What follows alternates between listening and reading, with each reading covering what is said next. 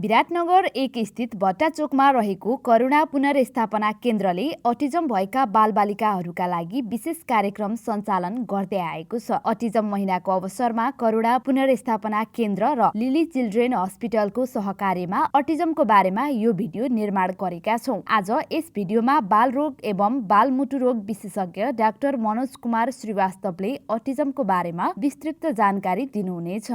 नमस्ते, म डाक्टर मनोज कुमार श्रीवास्तव विराटनगरमा विगत 20 वर्षदेखि बालरोगको रूपमा कार्यरत छु। अहिले म लिली चिल्ड्रेन अस्पतालमा प्रमुख बालरोगको हैसियतले काम गरिरहेको छु।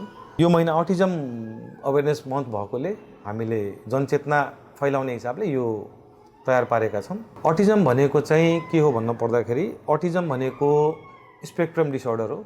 यो भनेको फिक्स कुनै लक्षण मात्र नभएर विभिन्न किसिमका लक्षण भएको हुन्छ।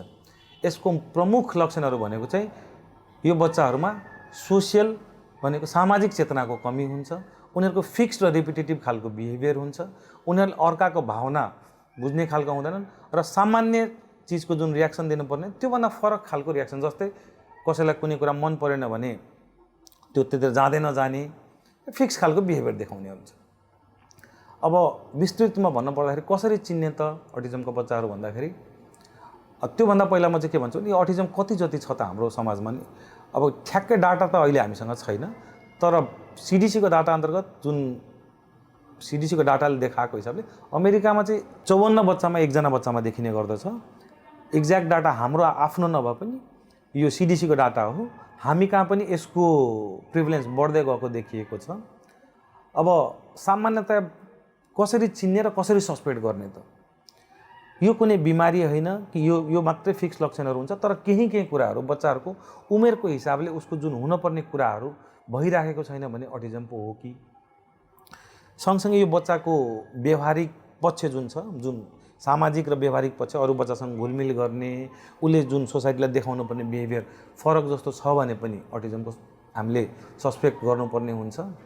अब सामान्यतया हामीले भन्नुपर्दाखेरि एकोहोरो लाग्ने बच्चाहरू, आँखा जुधाएर कुरा गर्न नखोज्ने, ट्यान्ट्रम थ्रो गरिराख्ने, हिँड्ने तरिका अथवा हातहरू फडफडाइराख्ने, हिँड्दाखेरि पनि टो वकिङ भन्छौँ हामी, त्यस्तोहरू गर्ने, साथीभाइले सानतिनो कुराहरू उसको चलाइदियो भने एकदमै चाहिँ झर्किने अथवा रिसाइहाल्ने, यस्तो कुराहरू देखिएको खण्डमा हामीले यो बच्चालाई अटिजम हुनसक्छ कि भन्ने सस्पेक्ट गर्नु एकदम जरुरी हुन्छ। त्यसपछि अब यो अटिजम छ भने के गर्ने त भन्दाखेरि हामीले के बुझ्नु पर्यो भने यो बच्चाहरूलाई जति सक्दो छिटो पत्ता लागेको छ र पत्ता लगाउन जोड गरौँ। त्यसपछि यो पत्ता लाग्यो भने जति छिटो हामीले इन्टरभेन्सन गर्छौँ त्यति नै राम्रो हुन्छ नि बच्चाहरू। अब यसको उपचार के छ त भन्नु पर्दाखेरि यसको ठोस कुनै उपचार हुँदैन र हरेक बच्चा, अघि नै मैले भनिसकेँ, स्पेक्ट्रम डिसअर्डर भएकोले यो बच्चाहरू चाहिँ कुनैलाई एकदमै धेरै हेल्प चाहिन्छ, ट्रिटमेन्ट मोडालिटी चाहिन्छ भने कोही आफै इन्डिपेन्डेन्ट भएर पनि उहाँहरू आफ्नो जीविकोपार्जन गर्न सक्नुहुन्छ। त्यही भएर यसलाई नलुकाउँ। पहिचान हुन कठिनाइ भइरहेछ भने नजिकै आफ्नो जो हुनुहुन्छ आफ्नो पिडियाट्रिसियनलाई देखाउँ। पिडियाट्रिसियनहरूले सस्पेक्ट गर्नुहुन्छ र त्यसपछि उहाँलाई आवश्यक पऱ्यो भने उहाँहरूले यसको एक्सपर्टहरूलाई ओपिनियन लिनुहुन्छ र यसको एउटै राम्रो गर्ने एउटा मात्रै पक्ष म के देख्छु भन्दाखेरि यदि यो बच्चाहरू अर्ली डायग्नोसिस भयो भने हामीले इन्टरभेन गरेर केही न केही उहाँहरूको लाइफमा परिवर्तन ल्याउन सक्छौँ र यो बच्चाहरूमा खालि कमी कमजोरी मात्रै हुँदैन, उहाँहरूको केही कुराहरूमा एकदमै तिस्न पनि हुनुहुन्छ। उहाँहरूको आफ्नो कसैको त म्युजिकमा एकदमै राम्रो दखल हुन्छ, कोही म्याथको जिनियस बने देखिन्छ, कोही साइन्समा एकदमै इन्ट्रेस्ट हुन्छ।